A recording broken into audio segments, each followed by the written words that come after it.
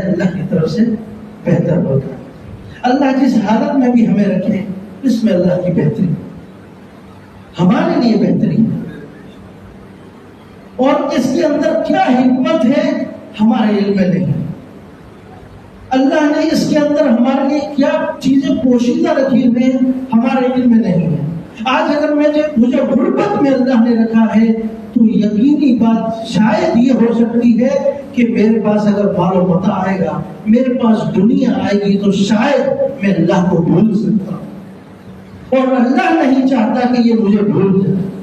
اس وجہ سے اس کو غربت میں کچھ سال یا غربت میں چلا جائے لیکن جنت میں یہ میرا بندہ مزے میں رہے۔ تو بعض چیزیں اللہ کی طرف سے ہوتی ہیں۔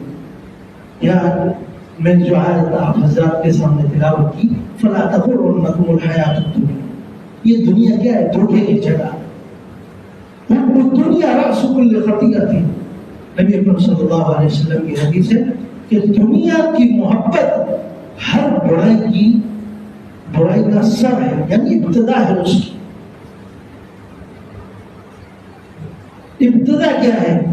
جو بھی برائی کی جائے دنیا کی محبت میں جب آگے بڑھتا ہے پھر برائیوں میں چلا جاتا ہے، پھر گناہوں میں چلا جاتا ہے۔